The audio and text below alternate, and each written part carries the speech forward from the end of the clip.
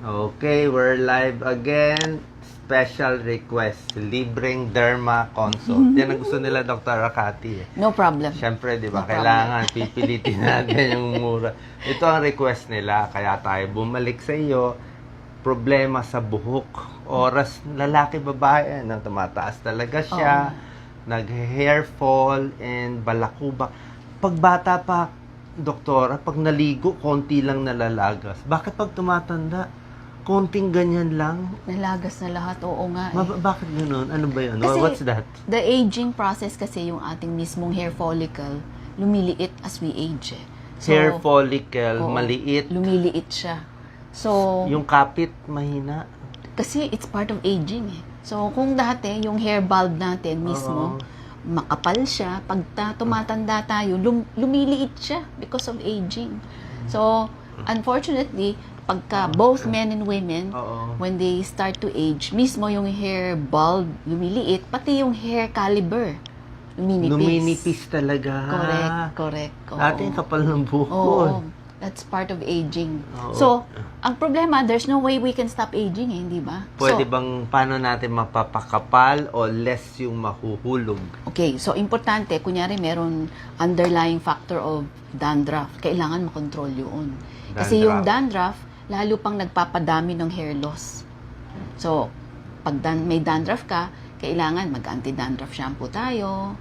Kahit hindi naman, yung ibang pasyente kasi ayaw Ibigay mo na kung anong Correct. brand o ano So, bang brand na po, anong generic nitong well, usually nasa market may Head and Shoulders, Clear shampoo, anti-dandruff. anti-dandruff shampoo, no? So, pwede naman araw-arawin yun, pero yung ibang pasyente ayaw nila ng araw-araw nagsha-shampoo. Okay lang naman, every other day. Pero kunyari, hindi kaya na ng mga over-the-counter shampoos, yung ketoconazole shampoo, yung Nizoral shampoo, kailangan na natin yun. Ketoconazole shampoo, Yes, oo. Nizoral Nizoral shampoo. shampoo. Anti-fungal yan eh. Anti-fungal. Dandruff ba is a fungus? There is an overgrowth of the Pityrosporum ovale, which is a fungal element. Pero hindi ibig sabihin may fungal infection. Kumbaga, dumami lang yung itong yeast present in the scalp. Kaya, mas marami siyang dandruff. Pag mas matanda, mas may balakubak. Merong extremes of age. So, sa very young, may cradle cap. Balakubak din yun eh. Oh. Habang tumatanda, pagka medyo active yung hormone sila, active din yung oil gland, tapos active din yung dandruff. Tapos, medyo magbababa yung kanyang activity. Pagdating naman ng time na medyo very stressful yung individual, sa trabaho and all, mag-active na naman siya. Tapos, Mag-active ang activity ng seborrheic dermatitis, ano siya eh? seborrheic yun ang problema ko, seborrheic dermatitis. Merong minsan dito sa Sa kilay, dito sa gilid ng Saka ilong. dito sa side lagi. Correct. Dito lagi. Correct. So, dandruff siya talaga. Pagdating ng midlife, medyo bababa ng konti. Tapos, pag nag-senior ka na naman, active na naman siya. So, may peaks and lows siya.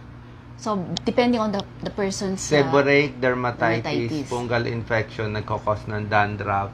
Correct. Anong gagawin natin dyan? Marami nagtatanong, doktora, Oo. bakit nalalagas buhok nila? Natatakot sila. Oo. So, remember, Hair fall daw, manipis buhok ko.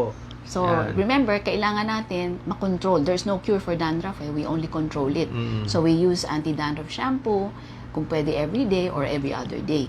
May tip tayo pagka gumagamit tayo ng anti-dandruff shampoo. Yes. Kailangan pabulain natin ng maigi. Mga 5 minutes natin ibabad sa scalp bago natin siya banlawan. Ang sinashampoo, ang buhok o yung scalp? Mismo yung scalp. So, minamassage natin ng fingertip, hindi fingernails. Lalo na lalagas, doktor. Di ba, ha? Pag lalo mo siya kinukusot, lalo na lalagas. Pero kailangan kasi natin... Ikaw ang katatawa, Doc Lisa. Natunay eh. Kaya gusto mo very gentle na lang. Gusto kasi natin, yung shampoo mismo, katulad ng mga anti-dandruff shampoo na nabanggit natin, mag-act on the scalp. Kasi remember, yung fungal elements, Kailangan yung yeast, scalp. nasa anit. Oo. So, yung ating pag-massage, hindi naman yung parang minamassage natin with our fingernails. Fingertip. Fingertip lang. Fingertip lang, ganon. Okay. Tapos, iwan natin yun ng 5 minutes 5 bago minutes. natin banlawan siya. Ang shampoo, pwede bang matapang o dapat tubigan muna? Minsan matapang lalo na lalagas. Well, the thing is, either or. There is no strict rule. So maybe you can use the pure or you want to dilute it with some water. There's really no preference. Ang importante lang, you work up a lather, leave that lather 5 minutes before you rinse it off. Pwede bang every other day na lang? Pwede. Less lagas? Pwedeng every other day ang shampoo natin. So, yung mga medicated shampoo, no, katulad ng ketoconazole, maintenance niya, hindi kulang yung once a week eh. Para sa akin, I would ask my patients, twice a week nilang gagamitin yun. Ketoconazole shampoo. Oo, May ganun yan? Meron. Yung Nizoral Anong shampoo. brand? Nizoral shampoo. Brand yun. Brand siya. So, on other days, you may use your regular anti-dandruff shampoo, pero twice a week at least, gagamitin natin si Nizoral shampoo. Okay. Pagdating naman sa, doktora, yung pagpapakulay, Okay. Syempre. nakakasira ba ng ano yan? Well, Anong pwedeng papakulay and how often? And yung kulay ba, minsan hanggang skin, di ba? O ano? ang problem kasi, yung ibang mga pasyente natin, lalo yung mga seniors, no? Syempre, gusto natin looking young, di ba? Oo. So, they like applying hair dye, you Hair know. dye. Pero, in a minority lang naman of patients, nagkakaroon sila ng allergic reaction. Matinding allergy. Correct. From the hair dye. So, ito yung unang simptomas sa paglagay nila. Siyempre, matagal na sila gumagamit ng Oo, hair dye, pag- no? After several years, walang Oo, problema. walang problema. Ikaw, Doc Lisa, makinig ka. Oo. Tapos, Susunod, mararamdaman nila, bakit ganon? Parang medyo may hapdi na may kate. So, wala pang nangyayari, pero nararamdaman nila, parang may tusok-tusok. mahapdi na. Mahapdi na How makate. many years? Well, some patients, maybe 10 years, 5 years, or kaya 3 years. So, delayed allergy. delayed allergy. Makinig kayo, maraming ganyan. Correct. Tapos, pagka medyo, may kati-kati na, no? At medyo may hapdi. Ganun ang simptomas niya eh. Yung susunod na exposure nila, Lagot na. meron ng red patches on the scalp. So, may mas mapula ng lugar, lalo pang makati. So, pagka kinamot nila, mamamaga. Magkakaroon ng katas yung anit. Pag nagkatas yung anit, awa ng Diyos, ayan na, magi-spread na yon sa anit nila. Minsan nga, towering head kasi ang lapad ng kanilang noo, namamaga. Tapos, nagkakatas. So, yun yung tinatawag nating contact dermatitis from hair dye. So, pagka ganito po, pagka Tigil. Opo, tigil na. Baka, Wala bang na-inventong hair dye na hindi nakaka-allergy? kasi alam mo, yung supposed to be yung plant hair dye natin, yung henna. Easy, doktora. Oo, Pwede oo. tayo magbabanggit ng brand. Hindi, henna is a generic. Eh. Huwag Pero natin babanggitin. karamihan kasi sa kanila, may permanent dye. Hinahaluan din. Oo, hinahaluan din. So, para sa akin, if you're allergic to hair dye, na nagkatas na, no? Hindi lang kati-kati, nagkaroon na ng mga secretion yung scalp. Absolutely, cannot use hair dye anymore. So, kumbaga, For life. Saka embrace minsan na. pati yung sa paa lumalabas yung allergy, di ba? May ganun. Kasi sobrang grabe yung inflammation eh.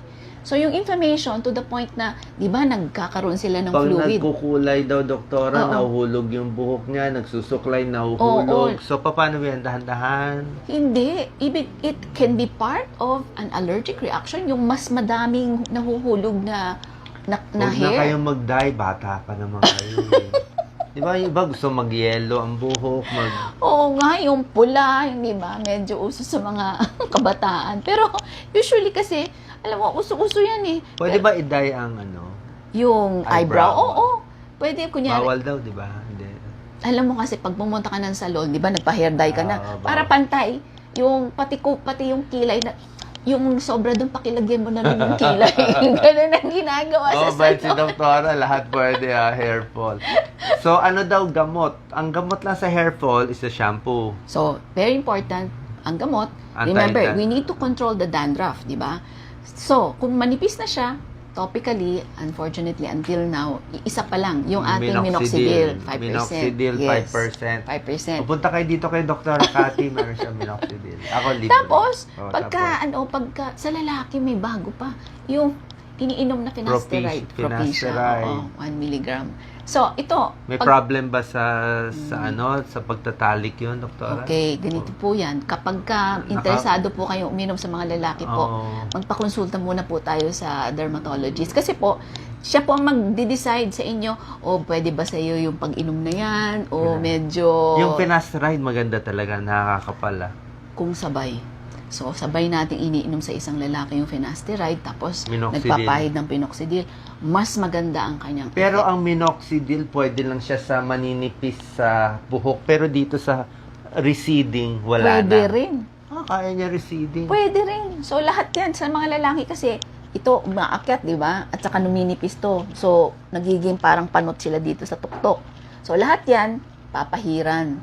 Sa mga babae din, nanipis din yung buhok. Pwede rin si minoxidil. Pero hindi po pwedeng inumin si Finasteride, finasteride. hindi pwede sa babae. Hindi, pang lalaki lang siya. So minoxidil pwede sa babae. Babae. Maraming brands yan, di ba? Opo. Pwede Meron po. bang vitamins for the hair, food? Siyempre, pagka nakita mo sa internet, maraming mga Oo, biotin, pero- mga gano'n. oo. Para sa akin, any form of multivitamin, okay na yan. Ano bang dapat na hairstyle para hindi ang bawal?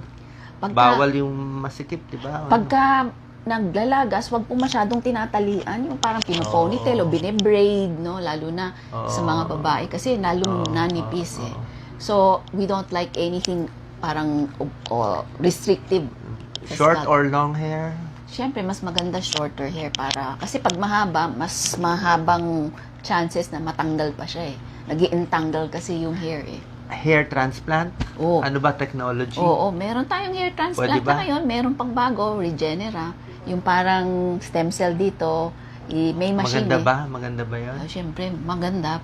Kung lahat gagawin, nagpropisya ka, nagminoxidil ka, tapos magpapa-regenerate ka. Hair Regenera. transplant. Parang hair transplant stem cell ang ginagamit nito, really. Magkano presyo? Medyo mahal, mga around 90,000 siya. Grabe. 90,000 siya. pero hindi ka gumagawa iba. I do that. So, So, kunyari, may extra budget tayo, kumbaga, yun ang Ayan pinaka-latest. na, si Doktora. Lahat na tinanong ko, ano pa gusto nyo. Bawal magsabunod ng hair. So, maraming pong salamat. Babalik tayo ulit with Dr. Cathy with a different topic. Maraming salamat po.